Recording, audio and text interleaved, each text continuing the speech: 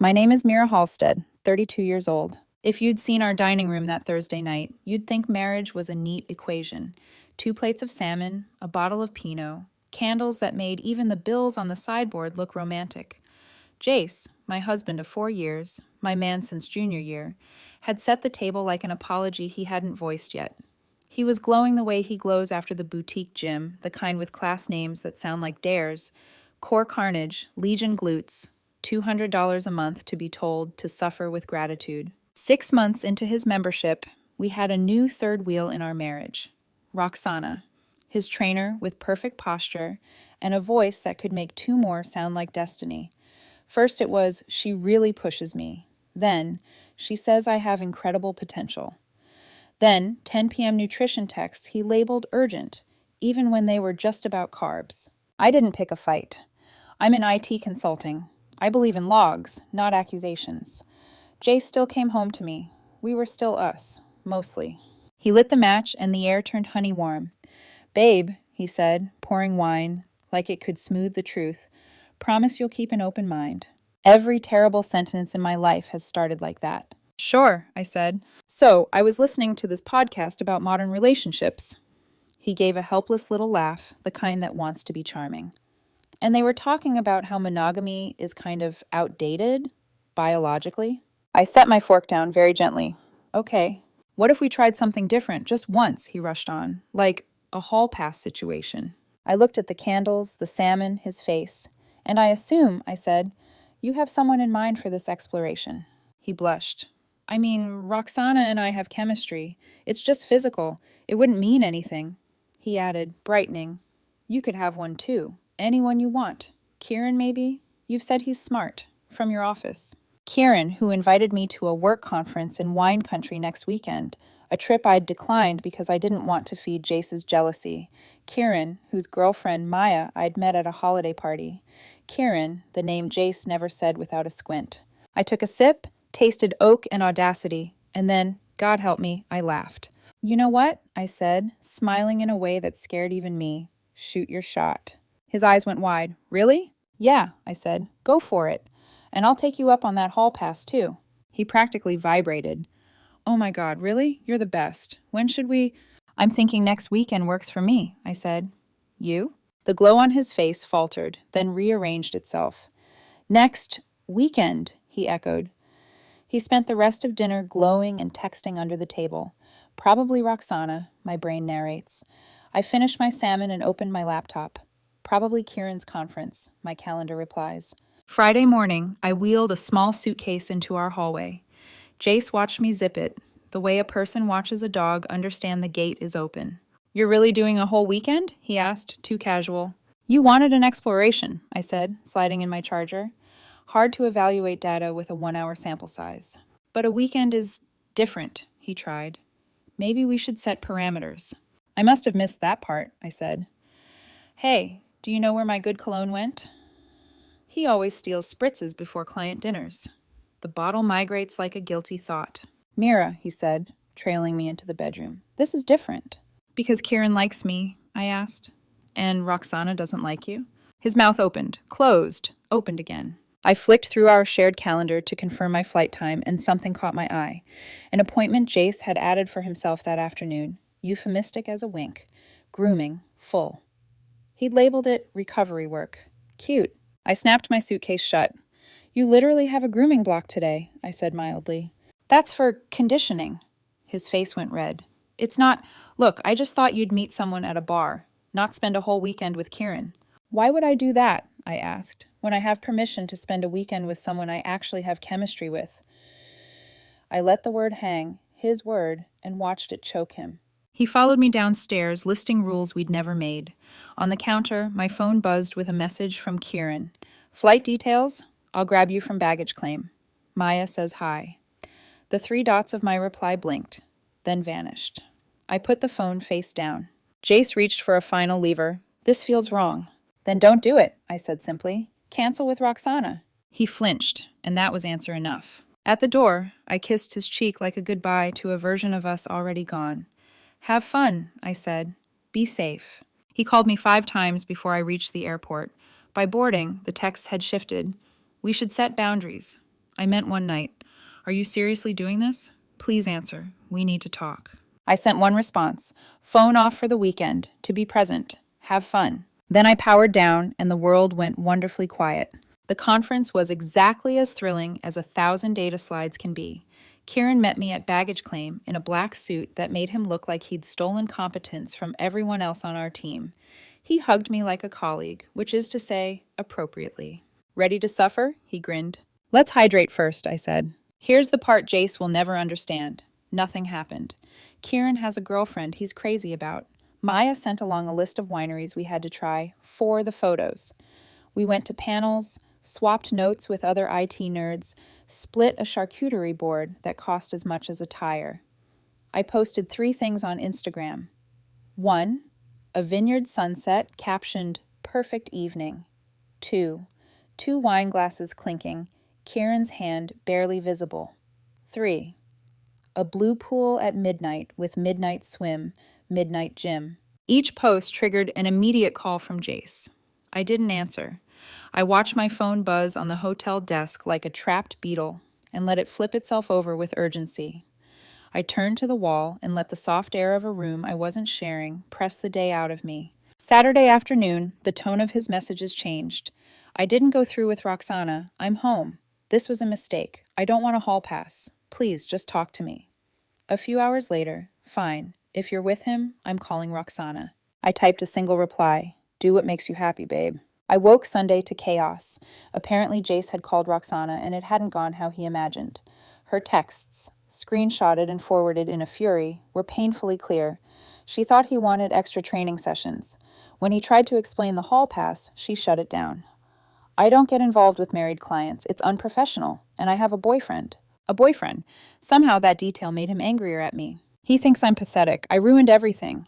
This is your fault. How Roxana's boyfriend existing was my fault, I couldn't say. But rage doesn't need sense. It needs a direction. The last text landed like a thrown plate. I know what you're doing with Kieran. I'm driving to wine country. He wasn't. He was. At the continental breakfast, while I stirred sad eggs with 3 other colleagues and Kieran scrolled through an agenda, Jace stormed in, looking like he'd driven all night. Because he had. Where is he? He demanded, scanning the room like a bad detective. Kieran looked up mid-fork. Hi, Jace. Stay away from my wife, Jace snapped. Kieran blinked.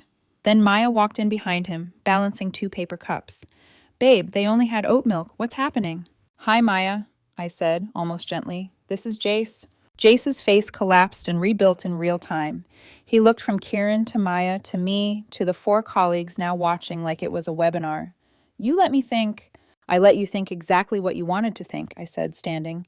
The way you wanted me to think Roxana was available and interested. That's different, he muttered. It's really not. He fled. I found him in the parking lot, forehead pressed to the steering wheel like a prayer. I'm such an idiot, he said. Yeah, I said. I ruined everything. Yeah. Do you hate me? I don't know. We sat with that. Wind pulled at a banner by the hotel doors, advertising keynote, The Future of Data Integrity. I almost laughed. I'll cancel my membership, he mumbled. I can't face Roxana. She thinks I'm that. You are, I said before I could stop myself. He flinched. That's cruel. You asked for a hall pass to sleep with your trainer and expected me to sit home alone, I said, not raising my voice. I said I'd take one too, because fairness. You never imagined I'd use it. You definitely never imagined I'd pick Kieran. He said nothing. I checked my watch. I have a conference to finish, I said, and left him with his engine off and the morning already too bright. I caught a ride home with colleagues and let the vineyard scroll past like a screensaver I didn't choose. When I walked into our house Sunday night, the candles from Thursday still sat where Jace had left them, stubs now, as if the room had tried to keep the moment going in our absence. He was on the couch, hair damp, a different man wearing the same face. We need to talk, he said. Okay. He swallowed. I've been thinking about why I did this. The hall pass. Roxana. He rubbed his palms together. I was bored. We've been together so long. The gym felt exciting. She made me feel young and wanted, and... His voice thinned. I got caught up in a fantasy. A fantasy you tried to make real, I said. He nodded, shame and defensiveness sharing the chair.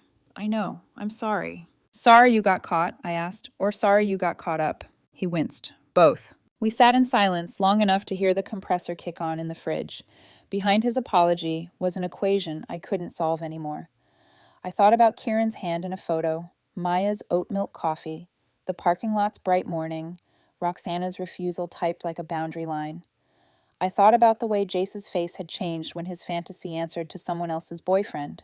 Here's the thing about trust, I said finally.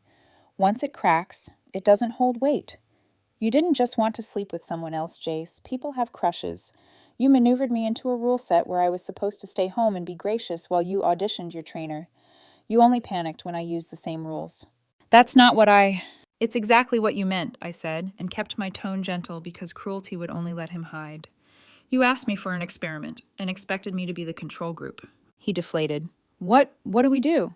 I think we need space, I said. Separation. His eyes went glossy. Like divorce? I don't know yet, I said honestly, but this house feels like a stage and I'm tired of performing.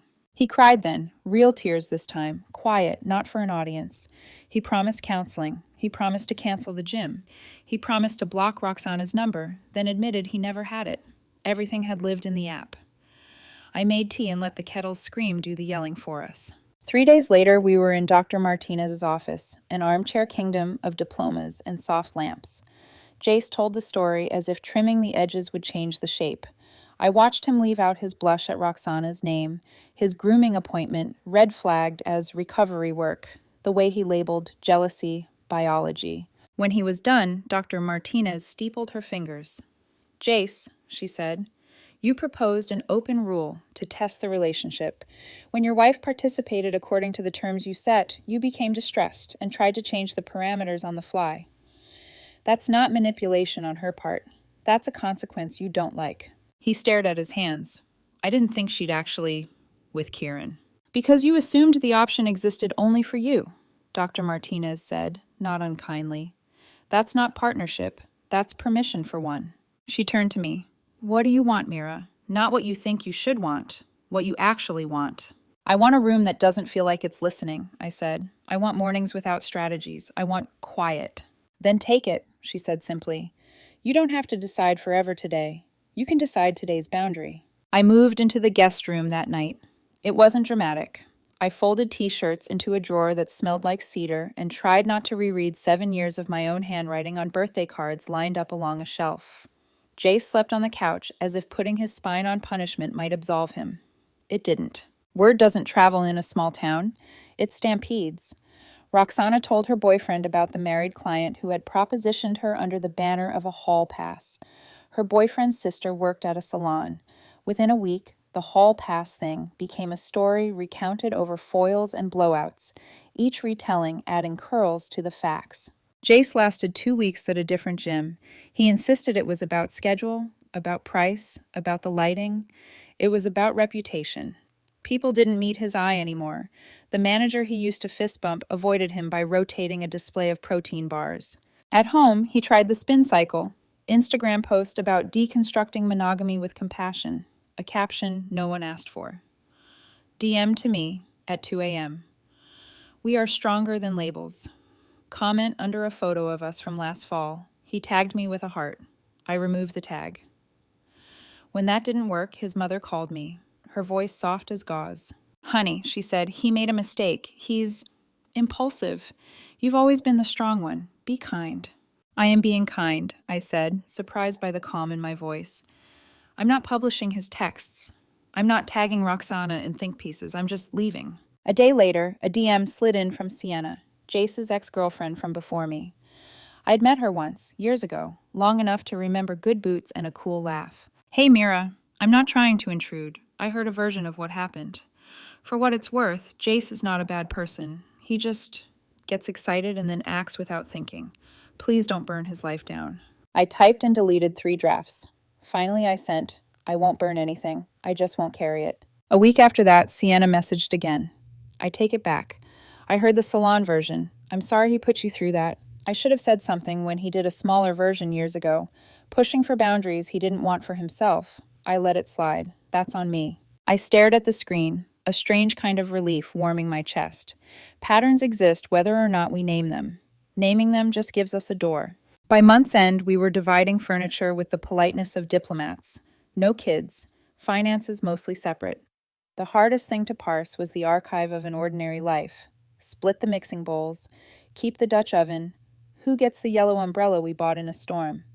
In the end, he took the TV, I took the books, and we flipped a coin for the cushy office chair. I won. It felt petty and perfect.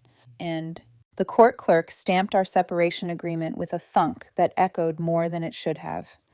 Outside, in the cold hallway, Jace lingered. I miss us, he said.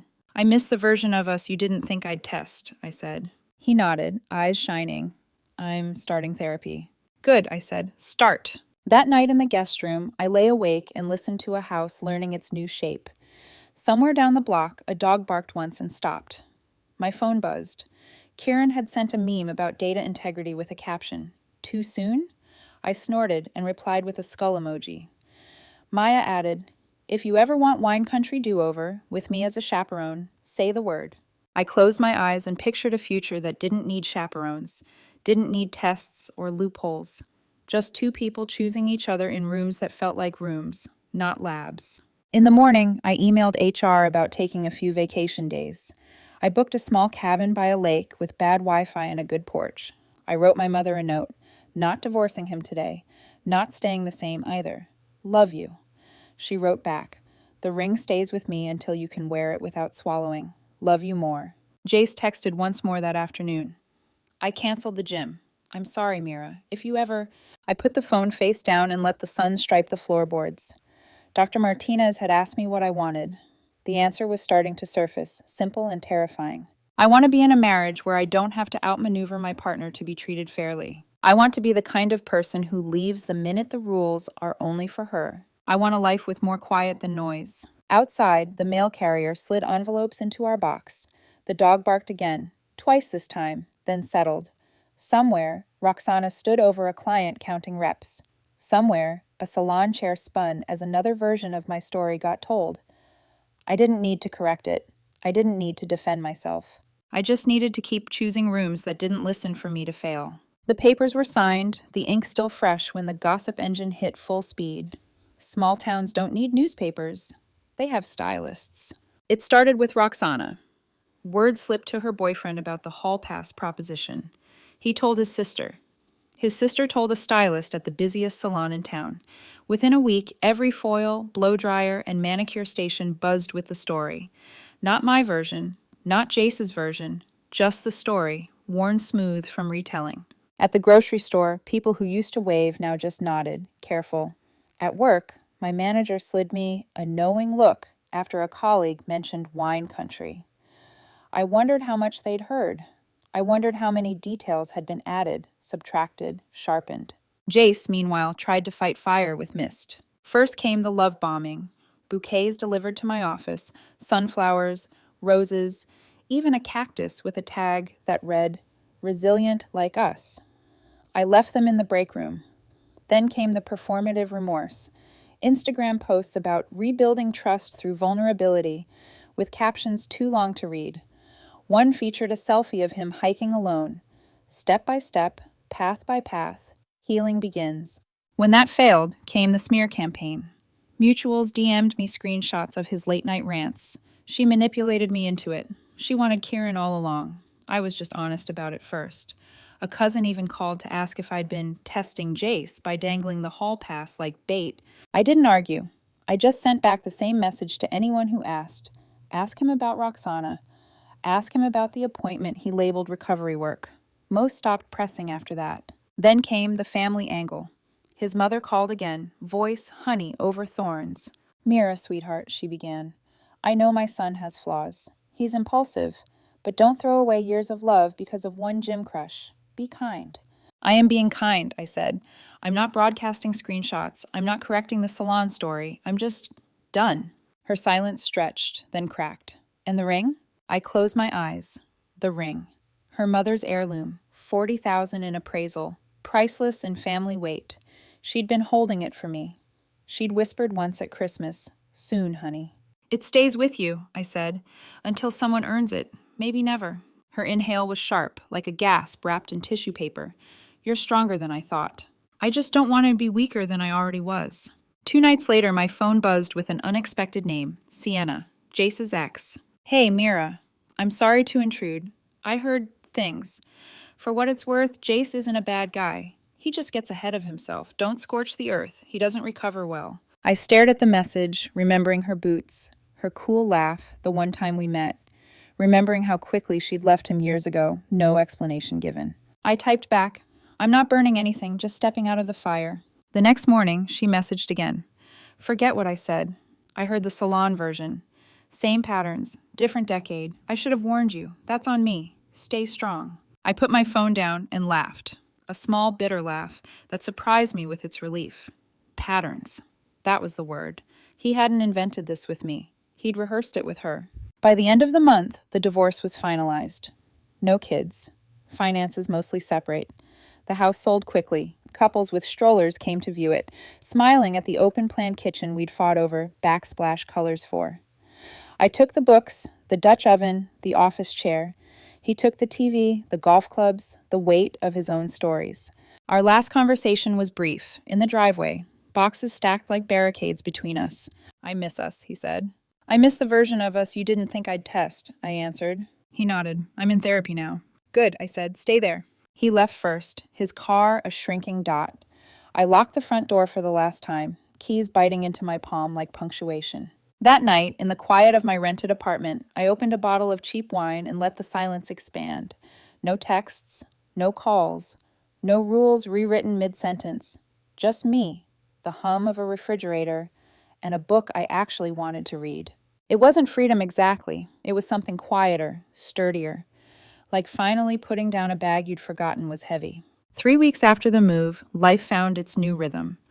My mornings were filled with coffee that actually stayed hot, because no one was interrupting me mid-sip with, Babe, can you grab my protein shaker? Evenings were quiet, the kind of quiet that used to feel lonely, but now felt earned. But quiet doesn't last long in a town where stories sprint faster than facts. At work, HR called me in. Not to scold, but to laugh. Apparently, the company's annual conference etiquette slideshow now had a new cautionary tale. Don't drag personal drama into professional events. It was anonymized, of course, but the line about a jealous spouse storming a breakfast buffet was too precise. My boss winked. At least you made compliance training interesting. Meanwhile, Jace tried to reclaim the narrative. He posted long essays about personal growth, selfies with hashtags like #healing, #forgiveness. He joined a new gym across town, but it lasted only 2 weeks. Word had spread. Roxana's boyfriend's sister had told the story in the salon told their clients, and their clients told everyone else. The hall pass thing became folklore. I didn't need revenge. Gossip had already done the work. One evening, scrolling through Instagram, I got a message from Noah, a teacher I'd met at my brother's barbecue months earlier. He'd seen my wine country photos before the chaos and asked if I wanted to grab coffee. I almost said no, but something in his phrasing, simple, not a performance, made me say yes. On our first coffee, he insisted on splitting the check. When I mentioned I worked in IT consulting, he didn't make a joke about fixing his Wi-Fi. He asked how global disruptions were affecting supply chains.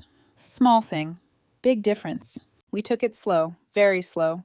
After Jace, slowness felt radical. One afternoon, I ran into Sienna at the bookstore. She gave me a knowing smile. Dodged a bullet, she said. Maybe 2.